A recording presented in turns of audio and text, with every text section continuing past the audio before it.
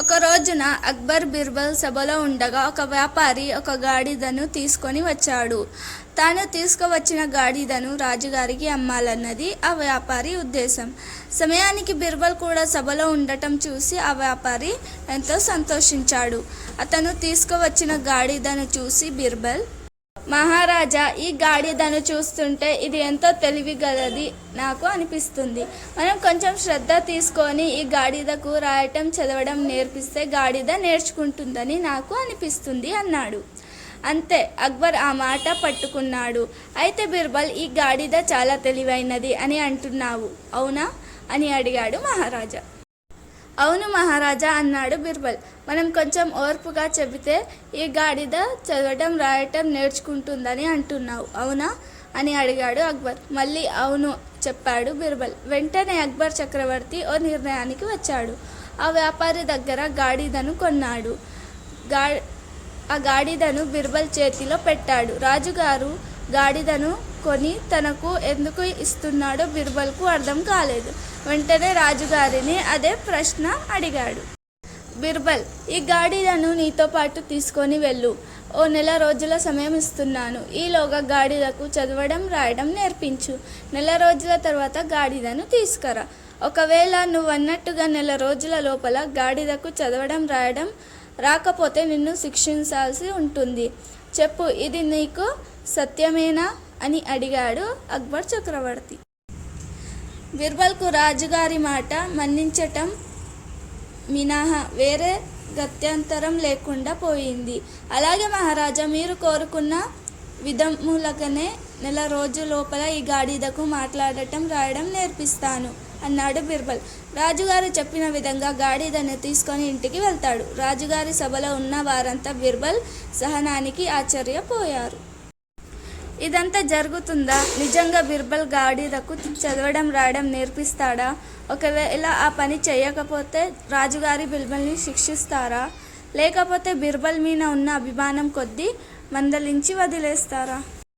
అసలు జంతువులు ఎక్కడైనా మాట్లాడతాయా? మాట్లాడటమే రాని జంతువులకు బీర్బల్ చదవడం రాయడం ఎలా నేర్పిస్తాడు?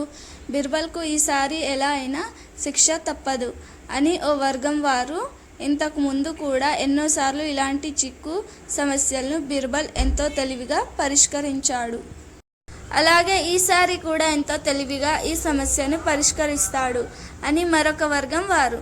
ఈ విధంగా సభ రెండోగా చలిపోయింది. ఒక వర్గం బీర్బల్కు అనుకూలంగా ఉంటే మరొక వర్గం బీర్బల్కు వ్యతిరేకంగా ఉంది. ఈ విధమైన ఊహాగానాలతో నెల రోజులు గడిచిపోయాయి. గాడిదను రాజావారి సభకు ప్రవేశపెట్టే రోజు దగ్గరికి వచ్చింది. గాడిదతో సహా బీర్బల్ రాజుగారి సభకు హాజరయ్యాడు. బీర్బల్, గాడిదకు రాయటం చదవటం వచ్చిందా? కుతూహలంగా అడిగాడు అక్బర్. చిత్తం మహారాజా అన్నాడు బీర్బల్. బీర్బల్ సమాధానానికి సభలో ఉన్నవారంతా ఆశ్చర్యపోయారు. గాడిదకు నిజంగా చదవటం రాయడం వచ్చిందా? ఎప్పటిలాగా ఈసారి కూడా బీర్బల్ ఏదో చమత్కారం చేస్తున్నాడా? బీర్బల్కు ఈసారి శిక్ష తప్పదు. ఈ విధంగా తమలో తాము మాట్లాడుకొని సాగారు. బీర్బల్, నువ్వు చెప్తున్నది నిజమేనా? గాడిద నిజంగా చదువుతుందా? అడిగాడు అక్బర్ చక్రవర్తి.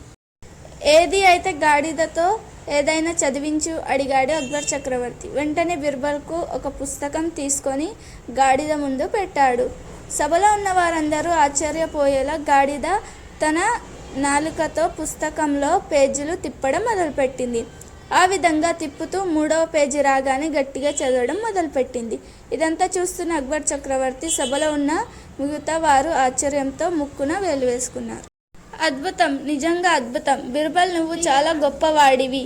నిజంగా నువ్వు అన్నట్టుగానే సాధించి చూపించావు. నీకు మంచి బహుమానం ఇచ్చి సత్కరించాలి అంటూ బీర్బల్ని ఎంతగానో మెచ్చుకున్నాడు రాజుగారు. బీర్బల్ చిరునవ్వుతో ఆ ప్రశంసలు స్వీకరించాడు. అది సరే బీర్బల్, ఇంతకీ ఆ గాడిద ఏమంటున్నది అని అడిగాడు మహారాజా. అది ఏమంటుందో తెలియాలంటే మనకు గాడిద భాష తెలియాలి మహారాజా అన్నాడు బీర్బల్. అంతే, అక్బర్ చక్రవర్తికి బీర్బల్ చేసిన చమత్కారం ఏమిటో అర్థమయ్యింది. సరే, మనకు గాడిద భాష తెలియదు కాబట్టి గాడిద ఏం మాట్లాడుతుందో మనకు తెలియదు. ఆ విషయం పక్కన పెట్టు. కానీ గాడిద ముందు పుస్తకం పెడితే పేజీలు తిప్పుతుంది, అక్కడక్కడ ఆగి పుస్తకం చదువుతున్నట్టు అరుస్తుంది. చెప్పు బీర్బల్, నువ్వేం చేస్తావు? పుస్తకం చదవటం దానికి ఎలా నేర్పించావు అని అడిగాడు అక్బర్. అక్బర్ చక్రవర్తి చెప్పిన ప్రశ్నకు బీర్బల్ ఇలా సమాధానం చెప్పాడు. మహారాజా, ఆ రోజు గాడిదను చూసి దాన్ని మీ దగ్గర మెచ్చుకుంటే ఆ వ్యాపారికి 4 డబ్బులు ఎక్కువ వస్తాయి కదా అని అనుకున్నాను. అందుకే మీ ముందు అలా చెప్పాను. మీరు వెంటనే 4 రోజుల సమయం ఇచ్చి గాడిదకు చదవడం రాయడం నేర్పించమని చెప్పారు. జంతువులతో మాట్లాడించటానికి నాకు ఎలాంటి ఇంద్రజల విద్యలు తెలియవు కాను. ఇప్పుడు మీరు ఒప్పుకుంటున్నారు. గాడిద పుస్తకం పేజీలు తిప్పుతూ చదువుతుంది కాబట్టి నేను అసలు విషయం చెప్పేస్తాను. తీరా అసలు సంగతి విన్నాక మీరు నన్ను శిక్షించకూడదు అన్నాడు బీర్బల్. అక్బర్ అందుకు అంగీకరించాడు. మహారాజా గాడిదను ఇంటికి తీసుకొని వెళ్ళాక ఒక రోజంతా దానికి ఏమీ పెట్టలేదు. దాంతో అది ఆకలితో నకలకలాడిపోయింది. మరునాడు ఇదిగో ఈ పేజీల్లో గడ్డి పెట్టాను, అంతే, అసలే ఆకలి మీద ఉంది. దానికి తోడు పుస్తకంలోంచి గడ్డి కనిపిస్తుంది. ఇంకేముంది, గబగబ పుస్తకం తెరిచి మొదటి పేజీ తీసి అక్కడ పెట్టిన గడ్డిని తినేసింది. మరునాడు 2వ పేజీలో గడ్డి పెట్టి గాడిద ముందు పెట్టాను. పుస్తకం దాని ముందు పెట్టగానే దానిలో గడ్డి పెట్టి ఉంటానని గాడిద అనుకోవడం మొదలుపెట్టింది. దాంతో 2వ రోజు కూడా పుస్తకం దాని ముందు పెట్టగానే గబగబ మొదటి పేజీ తిప్పింది. దానికేమీ కనిపించలేదు. వెంటనే 2వ పేజీ తిప్పింది. ఈసారి అక్కడ గడ్డి కనిపించింది. 3వ రోజు కేవలం పుస్తకం మాత్రమే గాడిద ముందు పెట్టాను. అందులో గడ్డి పెట్టలేదు.